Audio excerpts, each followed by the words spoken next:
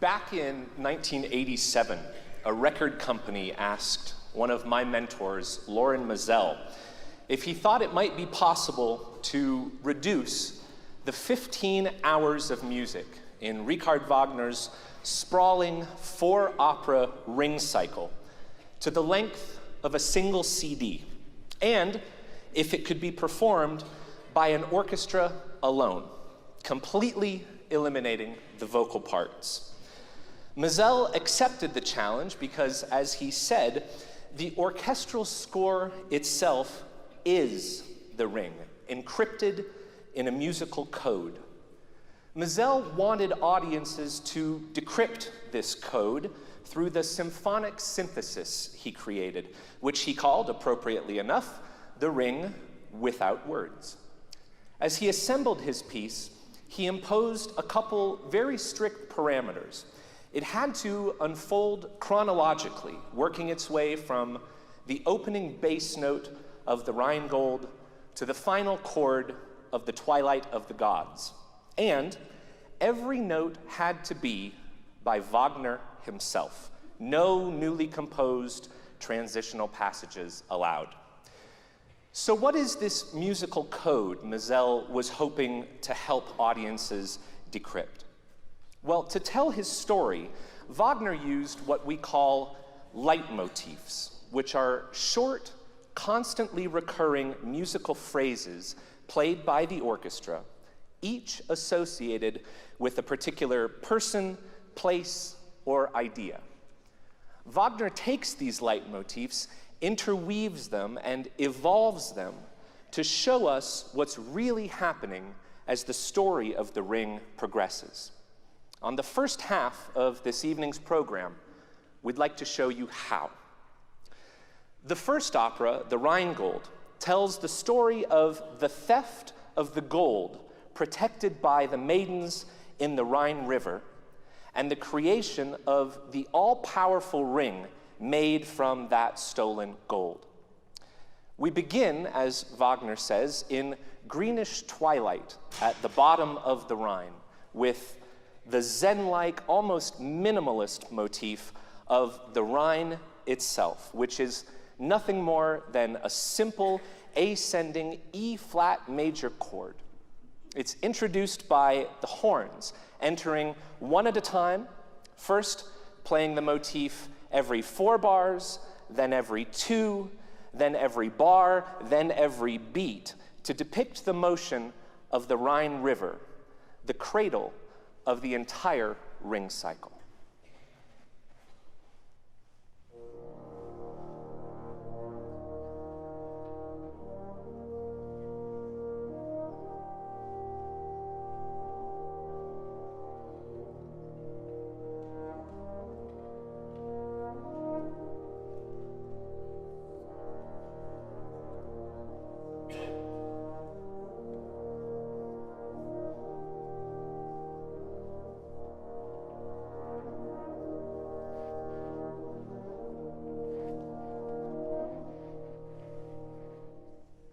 And so it goes for 136 bars, 5 glorious minutes.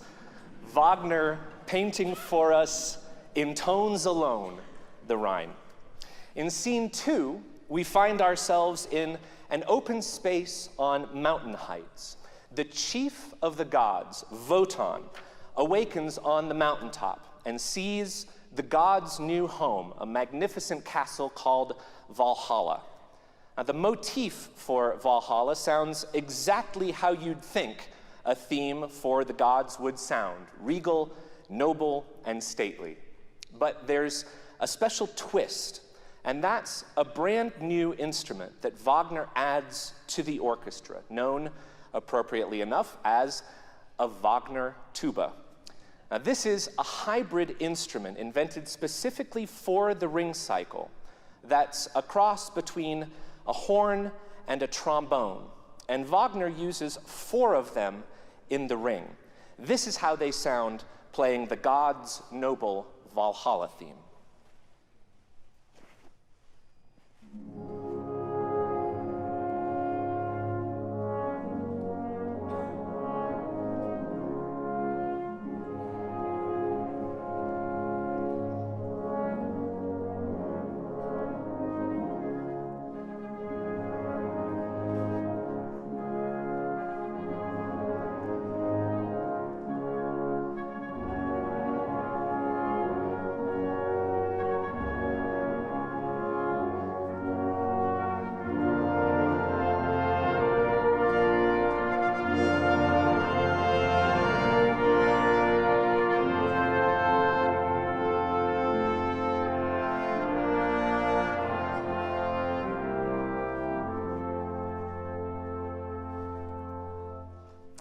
god's majestic music eventually picks up steam as Wotan descends into Nibelheim, the home of the dwarves, for the opera's third scene. Now, the Nibelungs are blacksmiths, so they're represented by a kind of hammering rhythm, with Wagner even including a passage for 18 offstage anvils to depict the dwarves as they toil away.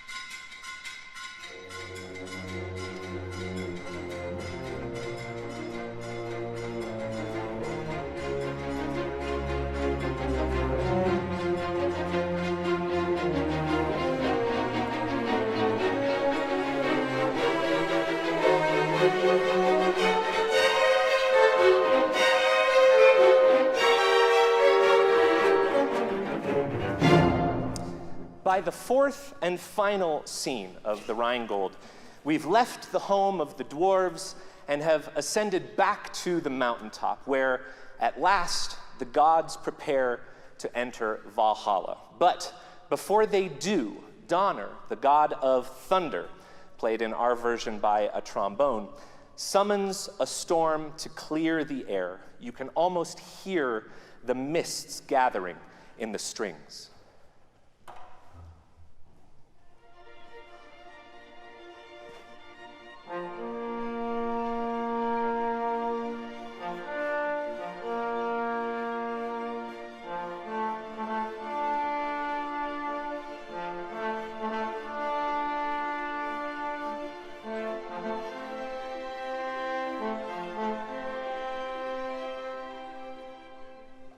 As that music builds to a climax, our tour through the Rheingold ends, and a terrifying hammer blow, symbolizing a bolt of lightning, ushers in the second opera, the Valkyrie.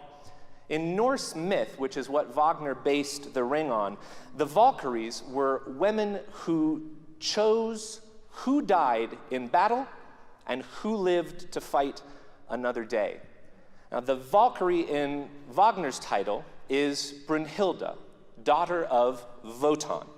And this second opera is about the journey she goes on to meet the ultimate hero of our saga. But we begin by meeting the hero's parents, and here's how. The Valkyrie opens with a raging storm, and a new character, Sigmund, seeks shelter from the downpour at the home of Sieglinde.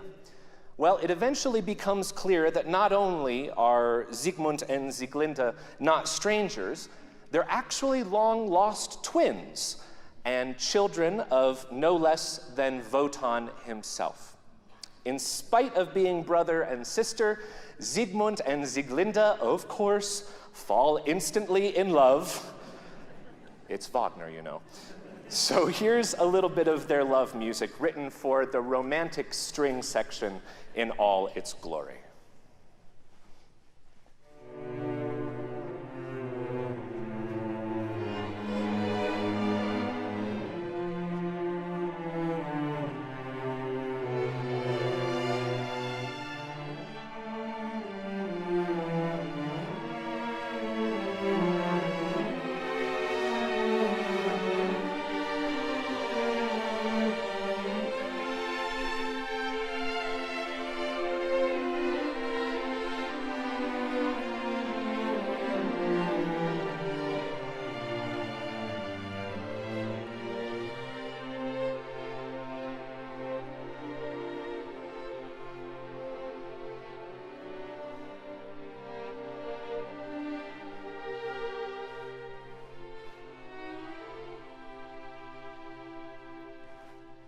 Hard to imagine any of those classic golden age of Hollywood film scores without Richard Wagner.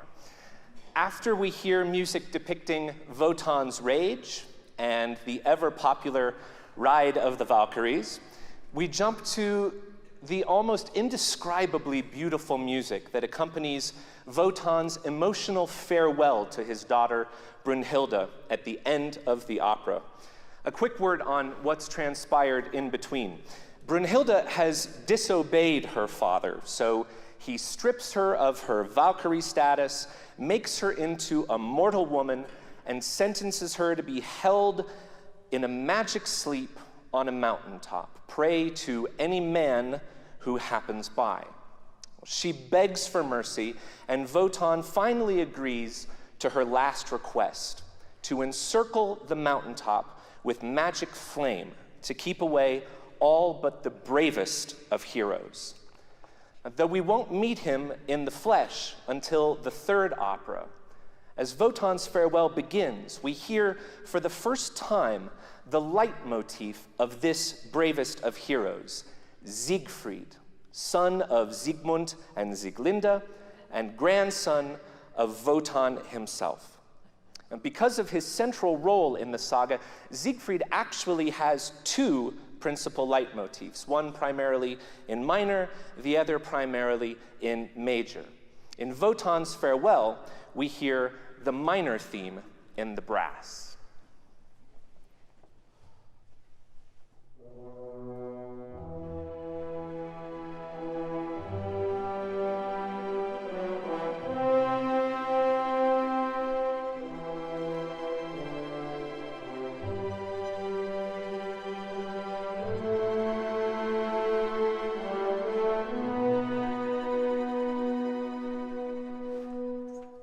Then we hear in the woodwinds the beautiful leitmotif of Wotan's love for his children, Siegmund and Sieglinde, aka Siegfried's parents.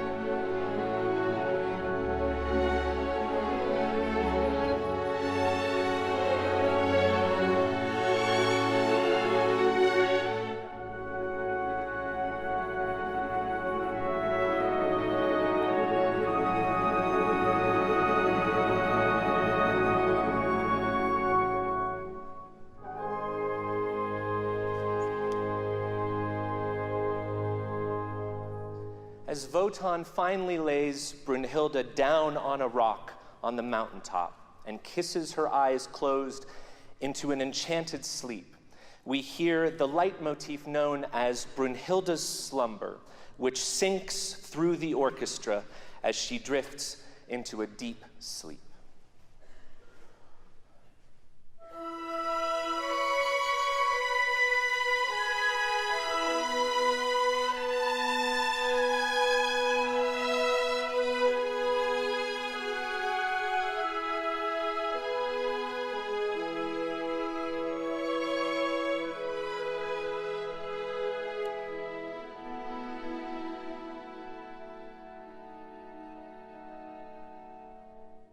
Let's hear now a good chunk of Wotan's farewell to see how brilliantly Wagner combines these themes to tell his story. I'll show you the motifs as we go. We start with Siegfried's theme.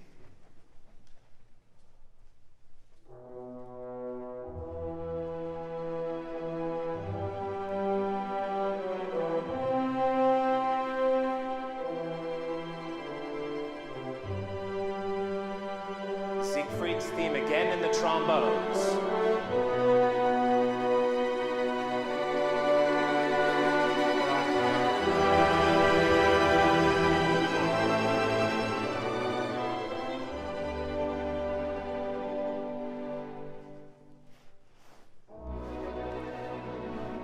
Wotan's love for Siegmund and Sieglinde.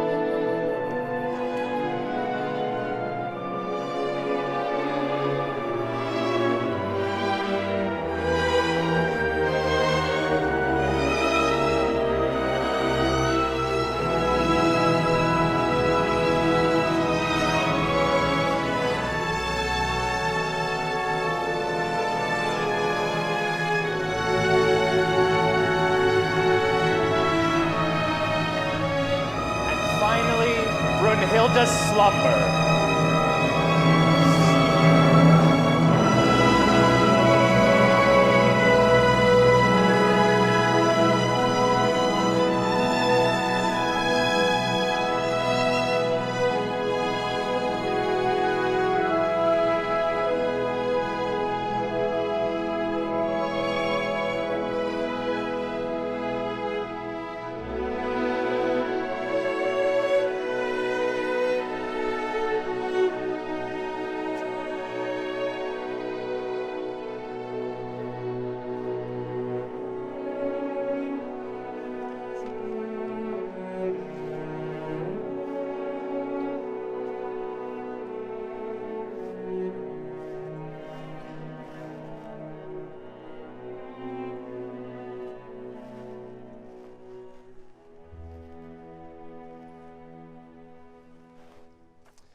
If the Valkyrie introduced us to Brunhilde, the third opera of the cycle introduces us to our hero, Siegfried.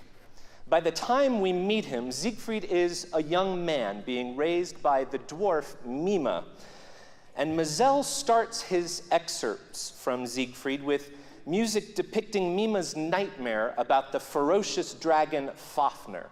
Now, this goes directly into some very heroic music as Siegfried forges the magic sword that will ultimately kill the dragon. After the climax of this forging song, Siegfried goes into the forest to face the dragon. And while he waits for Fafnir to emerge from his cave, Siegfried stretches out under a tree and becomes enchanted by the forest murmurs, listening with great interest to the song of a bird in the branches above him.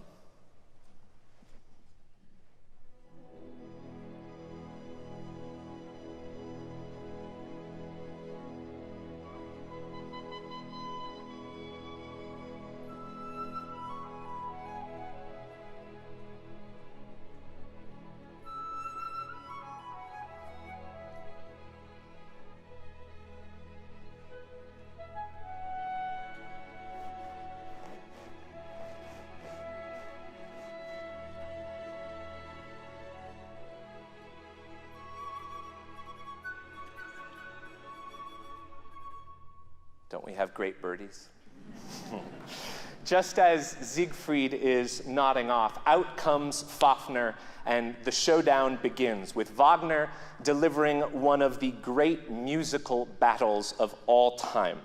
Since there's a conflict on stage between two characters, Wagner creates musical conflict in the score between two themes.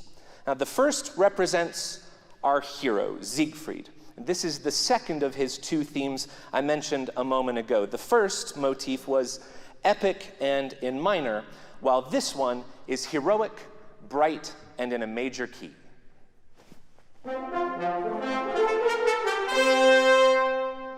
the second main theme of this musical conflict belongs, of course, to the dragon. Now, as opposed to Siegfried's theme, Fafnir's theme is dark, in a minor key, and is played by the low winds and brass who growl and snarl their way through the entire battle.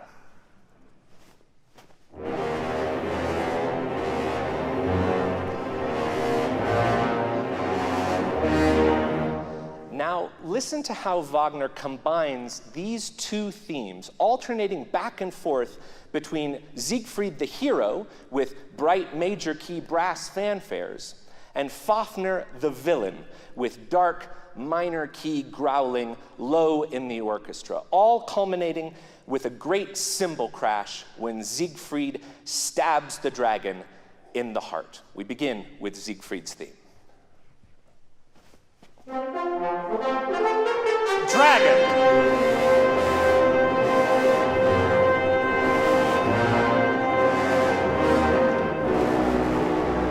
Siegfried. Dragon.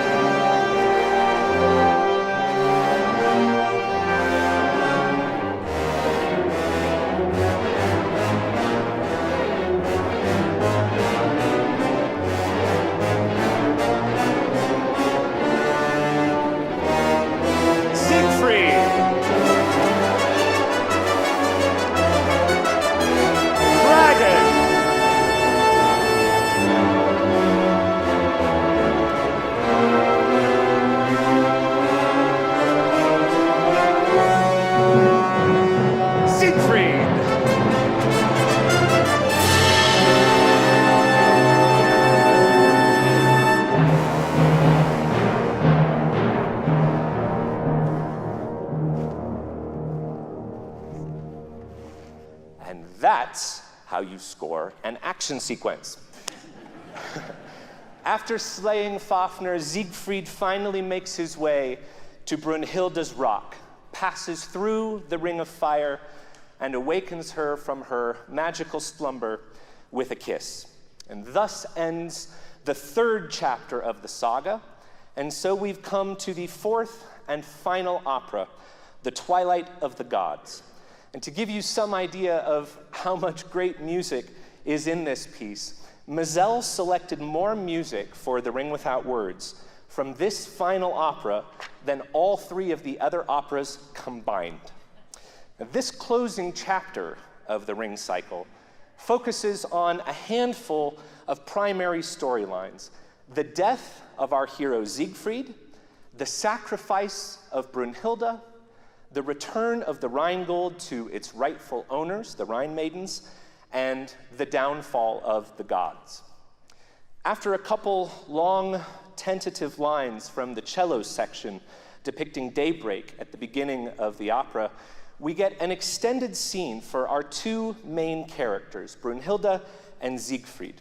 We've heard Siegfried's two themes already, but let's hear Brunhilde's theme, which is played here by the clarinets. Brunhilde's theme is always really easy to recognize because it has a distinctive little four-note turn after its first note.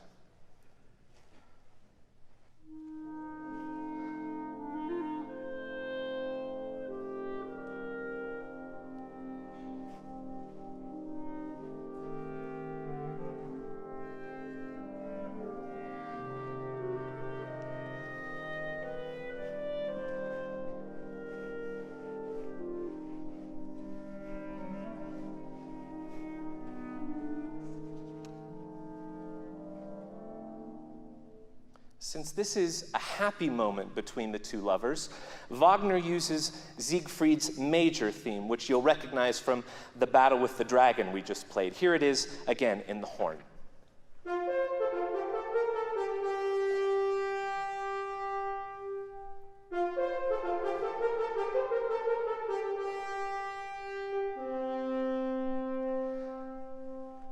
But Siegfried's major theme isn't always played quickly like that. Sometimes it's presented much more broadly and triumphantly.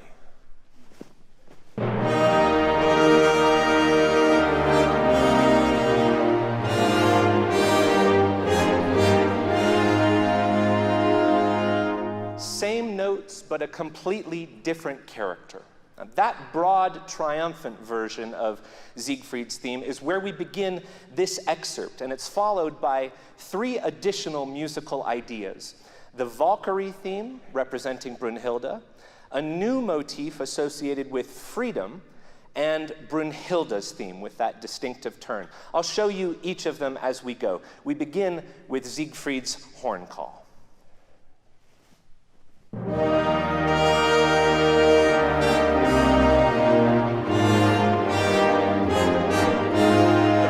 Theme.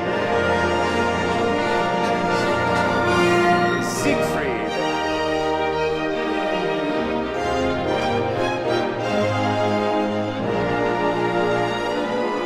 Freedom. And Brunhilde.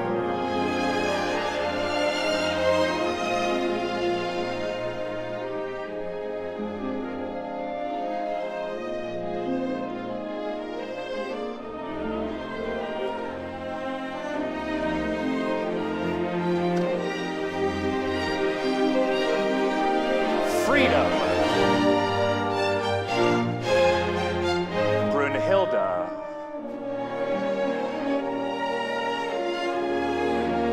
Freedom.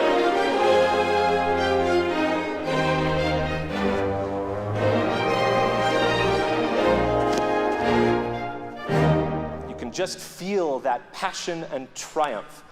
Well, after Siegfried and Brunhilde say their farewell, Wagner introduces a new, playful version of the horn call as Siegfried sets off on a journey along the Rhine in search of adventure.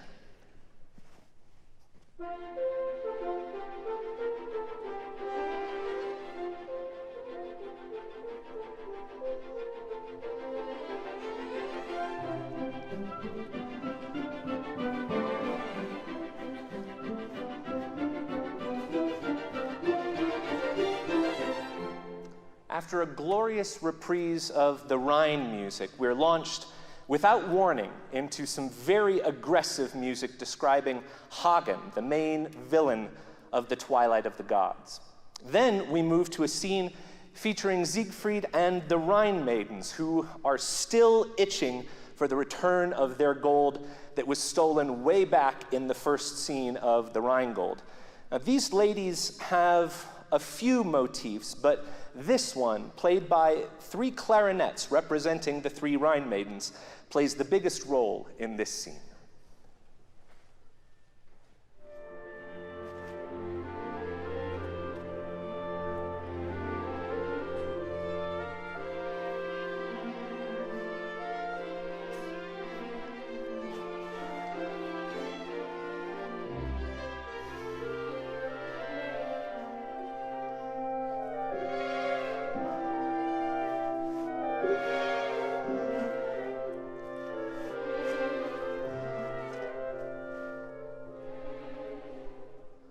In the final act, our hero Siegfried ultimately meets his tragic end as he's stabbed in the back by Hagen.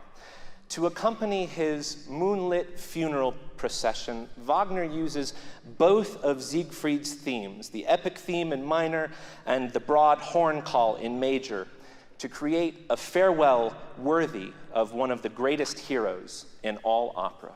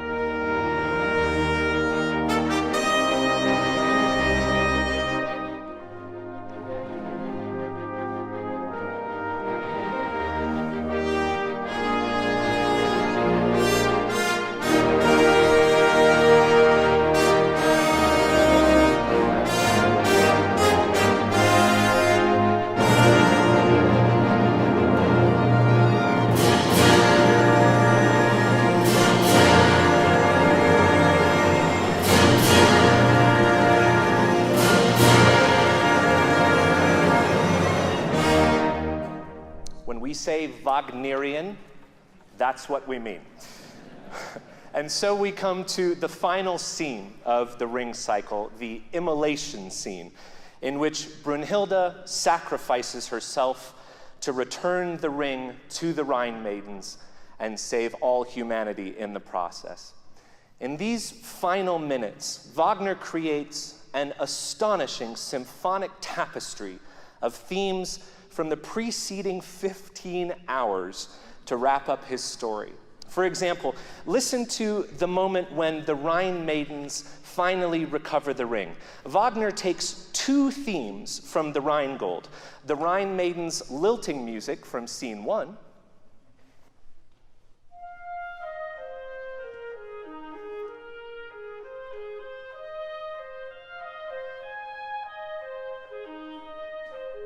and the gods' noble Valhalla theme from scene 2,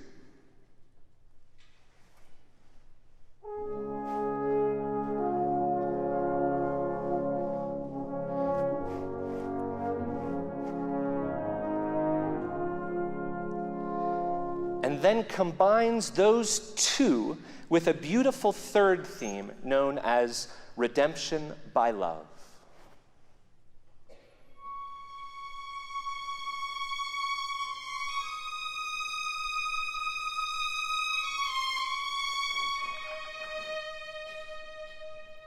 So Wagner describes, all within one musical texture, the Rhine maidens' joy at finally having their gold back, the resignation of the gods that their reign has come to an end, and the redemption of the world by love. Here's what they sound like all together, beginning with the Rhine maidens.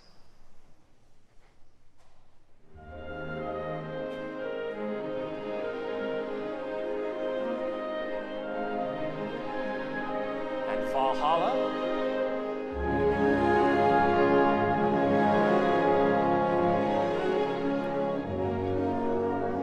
Rhine Maidens and Redemption by Love.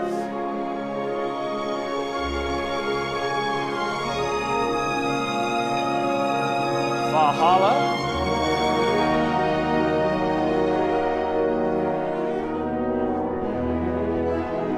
Rhine Maidens, Redemption by Love.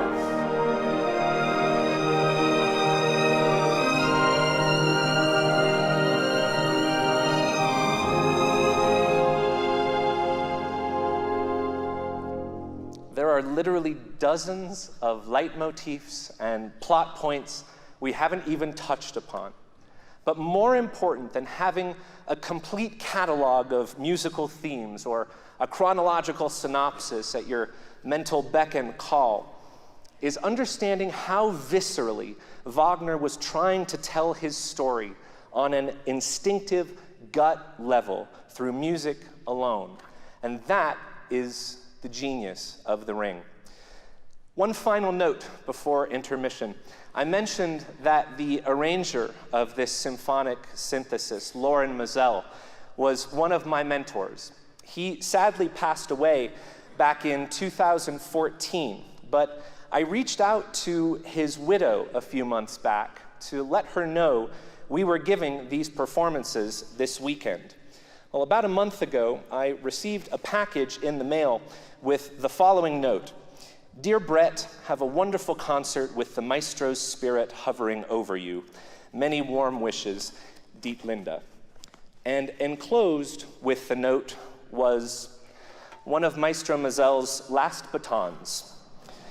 And it'll be a special treat to get to celebrate this weekend's performances of Maestro's arrangement of The Ring with a bit of Maestro himself here with us. After intermission, we proudly present The Ring Without Words. Thank you.